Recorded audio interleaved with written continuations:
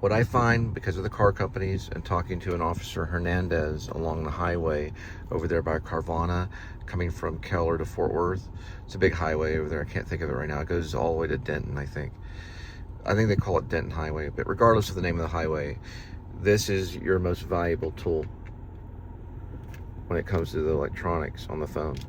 It's going to be the mount, because your phone's going to be quicker. It's going to go in there like that, and you're going to be able to sit there and touch it and get there and go in way quicker. This is pretty good though, using that method. So we know that filmmaking is looking through something, right? It's not really looking through, but it's capturing. You're capturing for the sake of a story. Everything tells a story. So it's that kind of thing. And then you have to use the components. And he edits like me. I edit as I do it. 250 years. Tyranny. Yep. The empire still rules. Good old America. About the same thing Rome is, practically. After I went through my presentation, he was like, "You're a freaking nut." No, I brought up the Sharon Tate thing. I do bring it up sometimes when we're talking about phone lines. Back in the day, phone lines were connected to an alarm system. So they cut the phone lines of Sharon Tate's home for the family to go in and do the devil's work. If you don't have your Wi-Fi working, your cameras aren't going to work and your system's not going to work. So the cellular is like the phone line. They can't cut that without tearing the panel off the wall. So that's what they would go after. Yeah. Unless you have the ADT system inside a closet, which sometimes they do. What the criminal doesn't know is it's not just this. It's not just on the panel on the wall. That's how they operate it. It's inside of a closet. They got to find that to rip that out, because that has the cellular connection to the cameras. Yes, it does. My tech knows it, but he hadn't told me yet. I have a tech that I'm being trained by a tech. He used to work out in Jersey, New Jersey. He made almost $1 million doing this kind of stuff. He also invested in Wall Street, but he knows the whole system backward and forward because he's built it from the ground up. So he knows guys like that, they have viable information. And sometimes they're sworn not to tell anybody.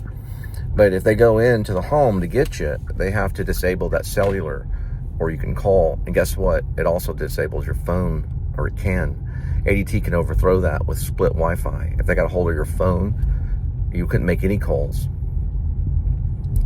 ADT can spy on, like with an indoor camera, or have speakers. You don't even know if that panel has speakers. It might. ADT will catch them.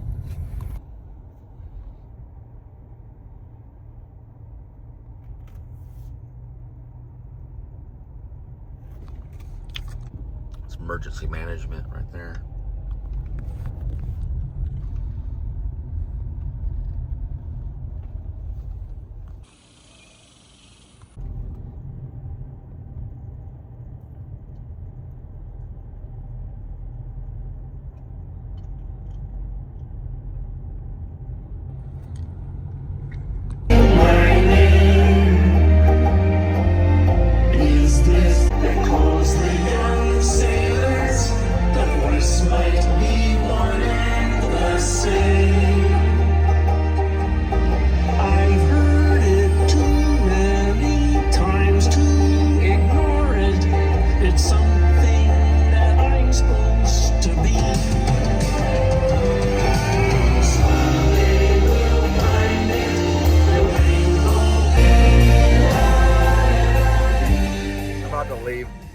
That's where Cher was from. I've been in their jail before. I'm not real proud of it, but my first wife, her father/husband, is a Vietnam vet.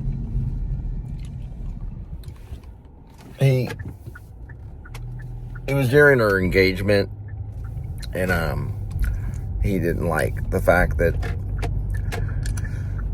well, he had already given me the blessing for us to be engaged. We were about to get married, and her friends called her out, and she went on like an all girls night out thing with some guys that smoked a certain thing that I didn't approve of. So I went to check on her, see if she was okay. When I looked in the garage, the police were already there, so they're already basically tracing me. He was Vietnam vet guy. He couldn't hear. So I looked in the garage, so he had me arrested, and they dropped the charges later. But we married for 6 years. Me and my first wife, Sarah, who called me over this show because she doesn't want me to leak information about her country, which is her father, basically, a Vietnam vet. Now, they lost the Vietnam War, and if you watch Full Metal Jacket, you'll see how they treated their soldiers. I won't treat my soldiers that way. You can only kill them with kindness. But I did get out. It's a good story. He did drop the charges. We did get married, and we did get divorced because we didn't have any kids. Then I met a second wife, and we had 3 kids. I posted their pictures on Facebook today. They went to a, well, you just have to look on the Facebook. They went on a vacation. They went to it's like a Bible thing. It's like a faith-based theme park kind of thing. They used to have one called Holy Land in Florida. They got rid of it. Adam the Woo did a story on it. I'm on Renfro, like Brad Renfro. So Soul Man Barbecue don't do ADT. Neither does the Pentagon, is what I say. But then Bulldog said that they're in the Pentagon. They probably are. A few closets. They probably have a few in the Pentagon.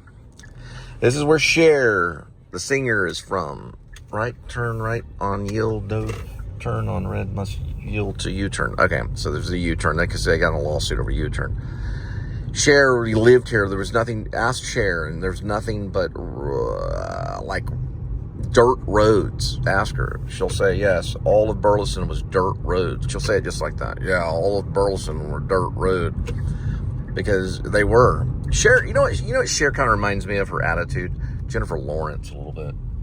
There's like this dry, bitter girl off the block, the chip off the block, who's kind of like, well, she was good in Moonstruck.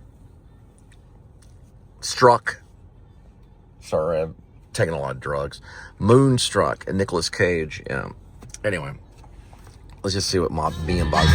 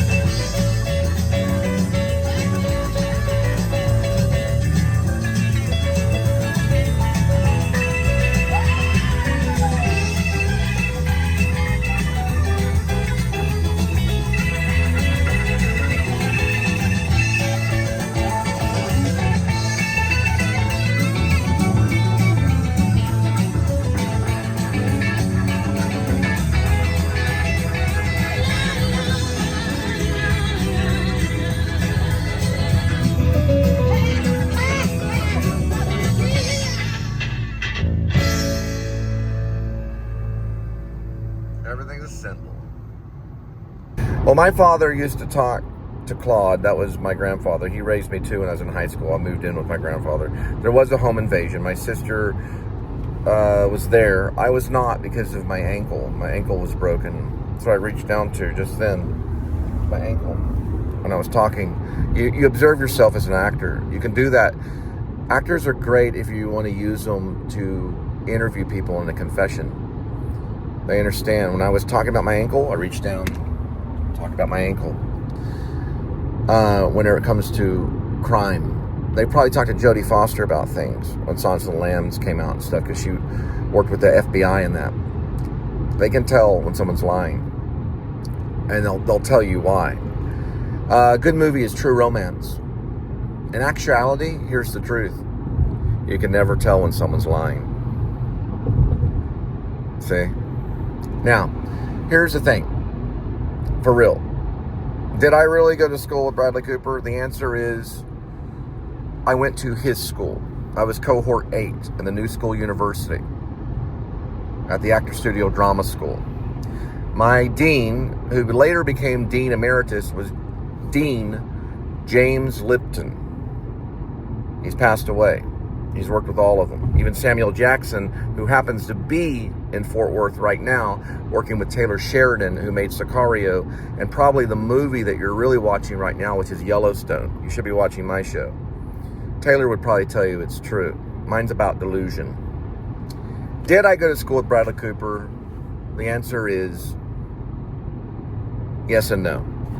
I didn't go to school with him. He had already graduated when I got there. I was in another cohort. I think he was in cohort 5. I was in cohort 8. He might have been cohort 6. I don't think he was cohort 7. But I don't know the cohort he was in. I know he graduated already. So he would have to have been in cohorts 5 or 6. I'd probably guess 5 because 5 is an evil number. I was in 8, which means forever in my book. It goes like this. It means forever. So he was in 5, which is like the same as the pentagon and same as the 5 is the pentagon and same as the pentagram, all right? Roman Polanski kind of stuff. He's evil. If I went up to Bradley Cooper and said, hey, are you evil? He would say, well, of course I'm evil. Why are you asking me that, Cole? And I'd say, well, Bradley, because are you the devil? He's like, no, but I played the devil. I was like, yeah, I did too when I played Arlecchino in The Three Cuckolds. We're on the same page.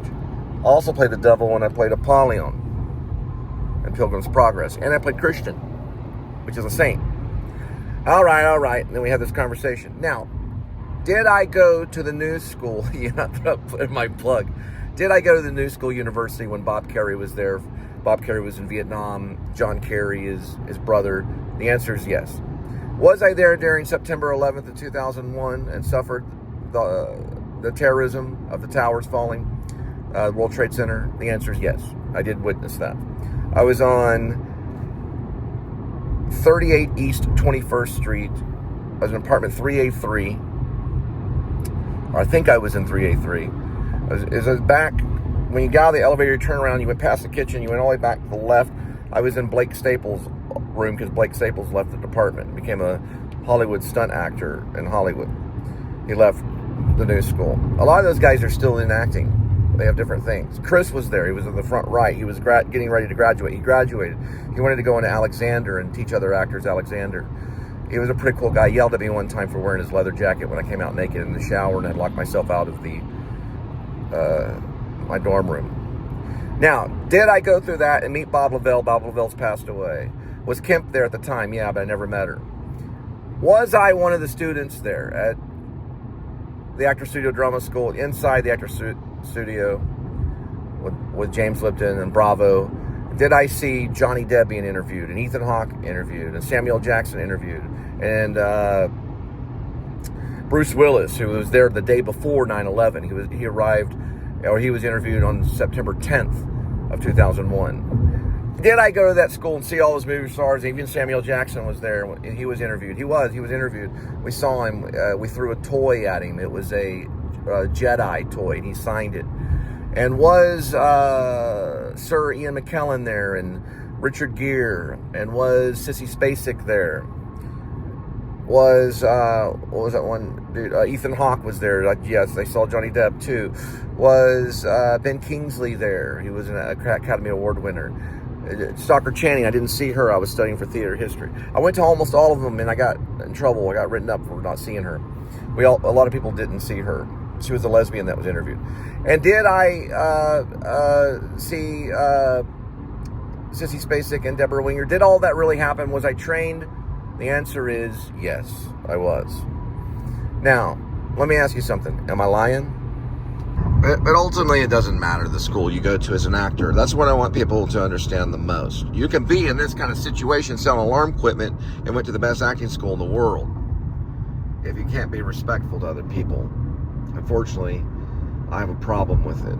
I wasn't respectful to a certain lady at the Actors. Well, she was at the New School University. They were all artists, all of them. I don't care if they were in business, they were artists. My friend Peter, he looked like an artist more than all of us. He wore these cool clothes, and he was a business major.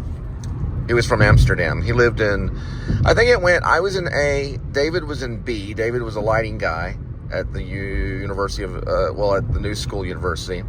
He also had Tisch connections. Usually a lot of them have connections with NYU. I did too, because I've audited NYU Film School before. But not a bank audit. It was just, I was sitting as a student.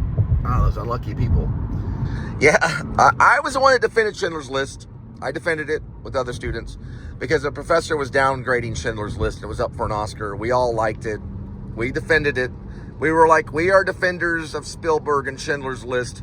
Teach us how to light a room with 3 points, right? For 3-point lighting.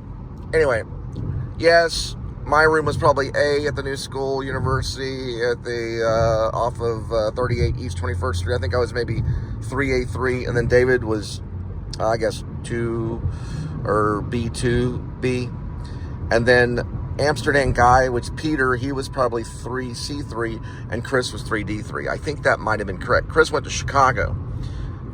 Chris was like, I saw him at the neighborhood playhouse because we shared information with the neighborhood playhouse. He played The Death of an Anarchist. He did that. It was pretty good. It wasn't too bad. It could have been worse. He wasn't Al Pacino, but he wasn't too bad. When I saw his performance, I said, the school needs work. Sorry, Chris. But he wasn't like too bad. It was like watchable. Okay. A lot of them are watchable. But they weren't as good as what Philip Seymour Hoffman was doing when he did The Glory of Living with Anna Paquin and Jeffrey Donovan. It wasn't as good as all that stuff. So we weren't professional yet. We were like students learning. We were still stale. We didn't have all the coke. we didn't have the energy, okay, that some of these other guys have. That's amazing. Jeffrey Donovan's, his energy is amazing on stage. Same with Anna Paquin. Hers is controlled imagination, where Jeffrey Donovan is like this physical wildness that he puts this ball of energy into this concentrated psychological, it was like amazing performance. He played a serial killer in The Glory of Living. It's a Rebecca Gilman play. It's awesome. Philip Seymour Hoffman directed it. He was probably one of the best theater directors I've ever seen. I'm not lying. It was one of the best plays I've ever seen in my life. I also saw Tape there too. Tape was done. Ethan Hawke had done in the movie with Richard Linklater, but they were doing Tape. And they were working with Paul Rudd on Broadway, doing The Shape of Things with Neil LaBute. That was all going on at the time. What's going on now in New York? I don't even want to look at Broadway stuff. The Elephant Man. They were doing Elephant Man with Billy Crudup. Where's all that New York shit? All they're doing is fancy community theater and overpricing the tickets to $720 to go see Wicked. Come on. I want the real shit. And you got to go to the city where they'll start doing the real shit and you're watching a real play. Now, later on, Bradley Cooper would do a play called 3 Days of Rain with Julia Roberts. Julia Roberts, right. That would look like a cool thing. I wish you could have seen it. I do like Cooper's work. I'm not going to down him. I am jealous. But I do like his work. The only problem is, New York, it seems it's gotten even more commercial than what it was. When I was there, they were doing a lot of Lion King stuff, and they still have it on. They killed Phantom of the Opera, and they took out some of the really cool shit. And if it's going to be that way, then why even go there, They needed to get the real good playwrights and bring them in from Texas, Rob Vasquez, he's a playwright out here. Get one of his works and be brave enough to put Paloma out on Broadway or something. I bet this happened with Tennessee Williams. Tennessee Williams, he did a play called Smoke. Boom, you got me. Yeah. It only lasts for so long. But anyway, we'll have to look it up on Google. But it has the name Smoke in it, and he did it in Dallas. And he brought it to New York later. He workshopped it in Dallas. And it starts with the word smoke. And then I lost right there. Okay? All right, we'll get back to it next time. Sorry, Summer and Smoke. Tennessee Williams did Summer and Smoke in Dallas. So then he workshopped it there and then brought it to Broadway. I'm just saying, why don't you go and find some real playwrights out there? Rebecca Gilman was from Texas, or she is in Texas now. But why don't you find some real playwrights, bring them to New York City, pay them some money, and see some real good shit. I've got 4 plays that are really good. I got a summer play set that's pretty cool. Russian Butterfly. Well, it starts with Hidden Drive, Hidden Drive, Russian Butterfly, and In Store. Those are the 3 good ones. There's also another one that I have called That one's experimental. I'd want to direct that. But I'm thinking about working on a one act, but I put it down for a while. So what did I do wrong? Yeah, so one night I was doing my laundry, and there was this dancer chick. She had blonde hair. She was really pretty. She was doing her laundry too. So we're both doing our laundry. And I was in the basement of the dorm room that was 38 East 21st Street. I was in the basement. And I noticed when I talked to her, I said, "Oh, are you going to are you using the dryer or something like that?" Or I think I told her I moved her clothes from the washer to the dryer. That's basically what I did, so that I could use the washer, I think. The laundry rooms are crazy. And so then she came down and said, "Oh, I see, that's okay." And I said, "I went ahead and put my clothes in the washer." And that's what I did. Well, I think she put hers in the dryer. There were 2 dryers and 2 washers. And then I came back down a little bit later after studying, and I got my clothes out of the washer, and I noticed there was some lipstick, a little tiny bit of lipstick. And it was one of my turtleneck shirts that I wore, and it stained the shirt, right? So I went ahead and put that in the dryer. And I noticed that her clothes were still in the dryer. So I walked over and grabbed a bucket of paint and opened her dryer and poured a little a little glob of white paint in the dryer. That was it. And then Lipton called me in at the end of the year and asked me about the washing machine and the dryer. I told him no, it didn't happen, because it didn't really. It was something else in me that did that, not the real Cole. He wanted to see the real Cole. So I didn't say that I did it because I didn't want to go to jail. And then that was it for me. So I had to move on after that. So she got new clothes, and I had to find another acting school. Okay? That's how it works. So make sure if you go to acting school, don't pour wet white paint in the washing machine, because then you have to leave and you don't get to be a professor. You have to sell alarm equipment because of that. So she probably really loved those clothes. So why did I really do it? Because I was playing Oswald in Ibsen's The Ghost. I wanted to feel what it felt like Oswald felt, so that I could do the performance for Bob and impress the acting class, and that worked for me. So she got paint all over her clothes. Hey, Sam Shepard did it. He did it in to many actors, thousands and thousands of actors, in a play called 1400,000. Or it's actually called, I believe it's called 1400,000. It's a weird name.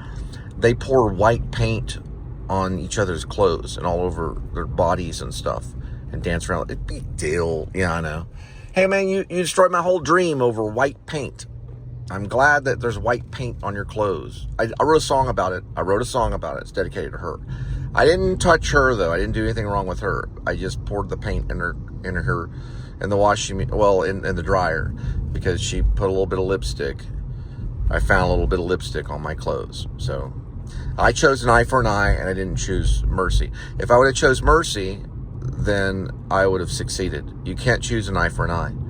Even if someone kills a relative or whatever, I can't go after the sergeant that may or may not have killed my sister. I don't know if that happened, but I can't go after him, because I have to learn to forgive. If you don't learn to forgive, then they keep killing you over and over. But, she probably offed herself. I don't know. But I think it's wrong. Hey, listen, I don't even like him no matter what, and I'll tell you why. Because my sister killed herself. He was wrapped up in that. Regardless if she did it or not, I'm like, what's going on, dude? That's a big deal. A lot of guys, they've already got him. I'm not that way. I'm forgiving. You're going to take out your enemy with forgiveness over revenge. Revenge never works. Read Hamlet. Ibsen's, it's really mini ghosts, as in plural, ghosts. I can't really say it, so I say the ghost. It's the way I do it. It's my style. It's really ghosts. It's Ibsen's, Henrik Ibsen's Ghosts. Oswald's a character in that. Sorry, if I was perfect like you, then I'd say the words right. Here's what I have to live with. there's paint chips where I live now on the floor. And whenever I did the scene, there were paint chips on the, you act in a black box kind of thing. Like a black box theater where they have black boxes that you can move around and sit on. They call it a black box theater. That was the theater I wanted to open in New York. It's called the Black Box Theater. So usually it's black inside. There's a stage and lights. It's very like elementary for the acting schools. There were chips of paint on the floor. There was white paint. That's what I used, white paint to pour in the washing machine. And there's still chips of white paint on the floor where I live now. So I got to live with it the rest of my life. Sorry about your clothing. Hey, kitty. Let me call the dean and say that some bitch put a bunch of gravy on the counter. And get her kicked out of school so she doesn't have an acting school to back her. Right? Yeah, just leave her alone.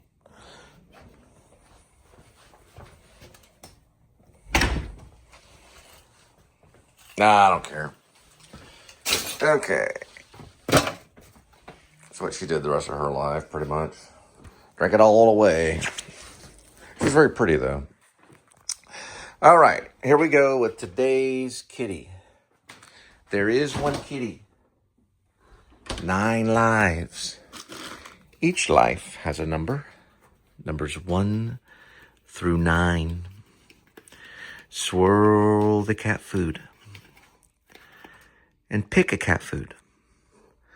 Today's kitty will be having shreds, gravy, beef, and dinner. And you might be sharing this with... Well, I can just use Apple. Right? Screw the Actor Studio. Here we go. We got 1 and 2.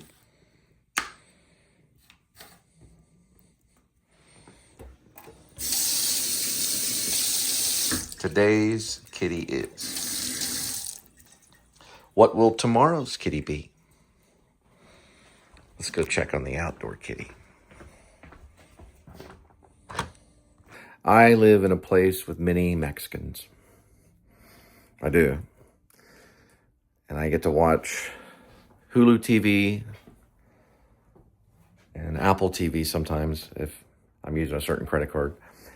And of course, I'm not going to slander Spielberg the entire show, but I do like him. Spielberg movies, like Jaws, my favorite. And maybe I get to read from my library over here. Let me do something real quick. Show off my sexy body. Right here. Just like Eamon Goth in Schindler's List. Excuse me, while I pour paint in your washing machine. Are you domesticated? That wasn't my German accent, though. I know about power. Okay. Here is my library where I can read books. Like, for example, if I'm really bored or I'm looking for knowledge, I can read this book right here. Brando's biography. That's the only thing I need. But what I highly suggest is this one, because I don't understand it very well. It's Strasberg's At the Actor Studio tape recording sessions. You should just need that one. But if that doesn't cut it for you, then you can go with the basics and go Russian with this guy.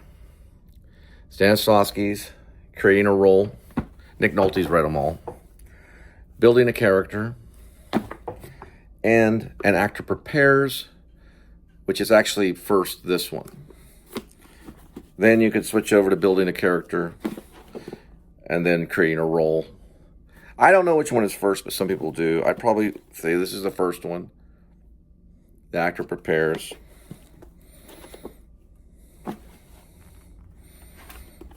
Building a Character.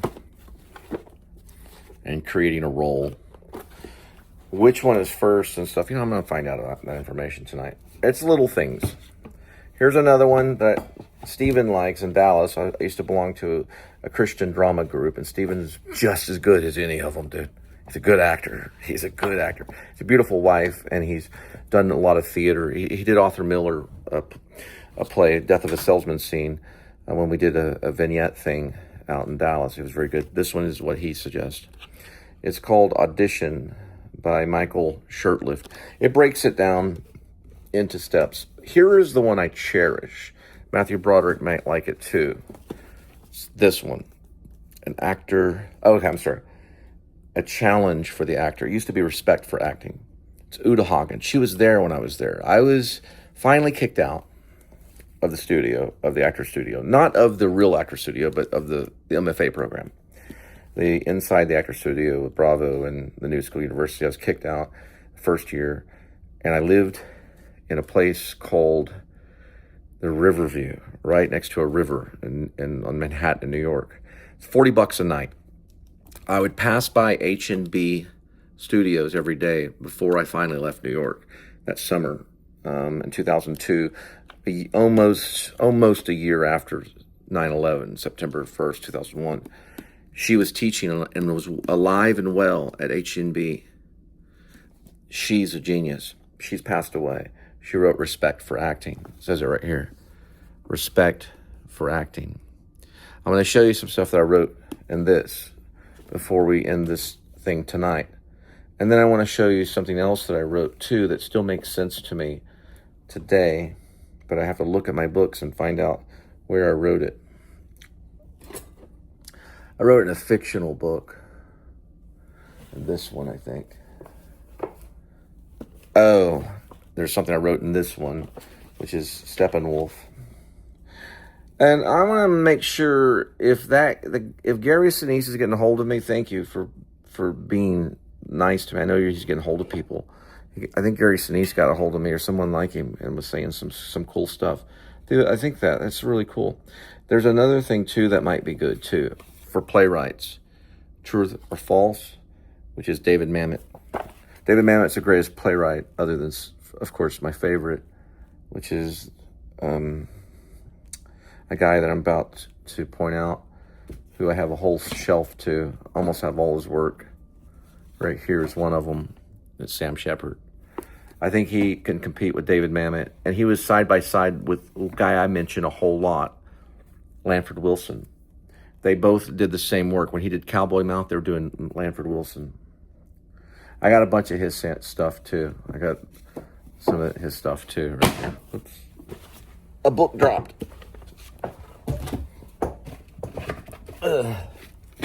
Whenever Hunter S. Thompson ended his life, that's what they said. It sounded like a book dropping in the basement. I always say endure till the end. He also wrote Motel Chronicles. And he wrote 7 plays. And he wrote this bio right here. Well, he didn't write that. He lived that. Someone else wrote it. I read that when I was at the studio. This one right here. It's a bio on Sam Shepard. My roommate was reading one about Chuck Yeager, which Sam Shepard looked up to. It just says Sam Shepard on it. And then I've got this one too, which is The Unseen Hand and Other Plays. And I have American Dream, which is about Sam Shepard too. Another really good play that you should check out is this one, Waiting for Godot. The guy that did Bill and Ted's Excellent Adventure, he just did it. Keanu Reeves and the Winter guy, Alex Winter, they just did it on Broadway. We did it. I played Lucky. He's the one with the long monologue. Doesn't make any sense. I did that one. Here's my little collection of books. So, like, Harvey Keitel worked with Sam Shepard. Bruce Willis has worked, not with him, but he might have worked with him, but he did True West, which is amazing.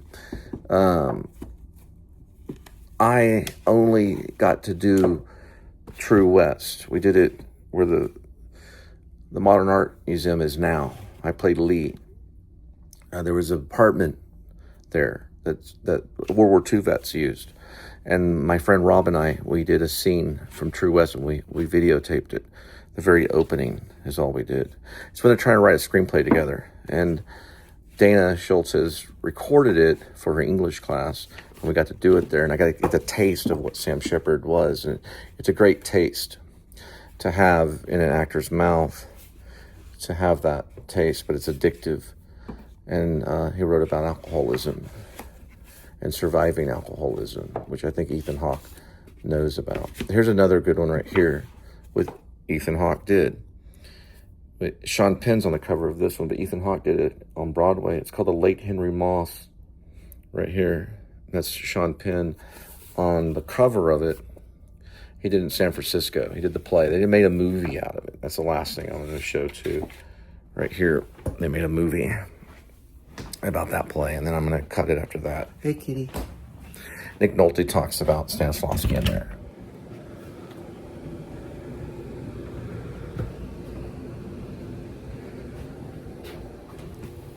Okay.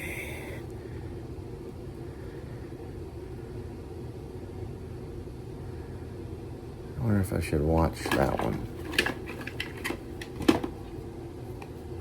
Oh, I'm writing about this, aren't I? I see the things that I write about. I don't drink this.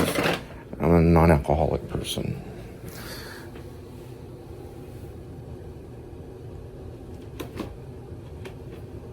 Organization is good for the actor so that they can perform.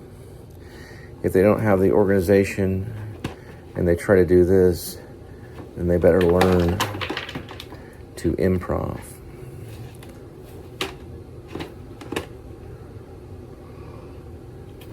Somebody's snoring.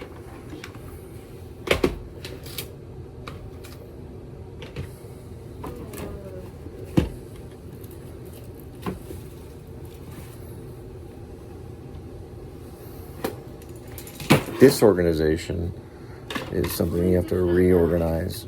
I'm looking for something. My Star Wars novel. No, I'm just joking. I've got. This is from Netflix. Oh, okay. Sorry about that. Let me see. Kitty. Here comes Kitty. Entertain them, Kitty, while I look for something. I'm looking for something. Darn. You win. I lose. Not yet. I'm not done looking yet. Be careful with my toothbrush. Okay, I'll be careful with the toothbrush. Tells you the Christian. This one's good. Woody Allen's Shadow and Fog.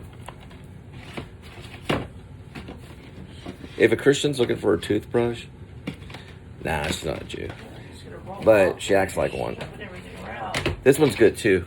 Will Smith. I don't know, I lost. I said, no, your toothbrush is there. Your toothbrush is there. It's there, it's there. I'm looking for something though. I need a flashlight. No, get it out of your asshole. Okay. Well, it was some kind of disaster. It's somewhere in there. I'll find it eventually through my collection of movies. My playwright friend wants everything disorganized in my life. Just like Sam Shepard wanted it for his actors. Ooh, it's 10 minutes? There's one of them. But you can't be too organized. But there's a thing in Taxi Driver where he's talking about getting organized. But he says it in a very strange way about organization. It's only going to be that way in heaven. We're going to be disorganized here down on earth. But we're going to try. This one's good though. It's a pretty good one. Look at it though. That's Sam Shepard. But look at the shape that this book is in. What do you think Half Price would give me for it? At this one. Do you know how much this book is worth? You don't want to know. You don't even know the title of it. Anyway, here's something cool. 20,000 words. I'll find it eventually. I got an idea. For this vlog, we'll skip the food section. It'll just be a single shot of what I was looking for. And then it'll just end the vlog.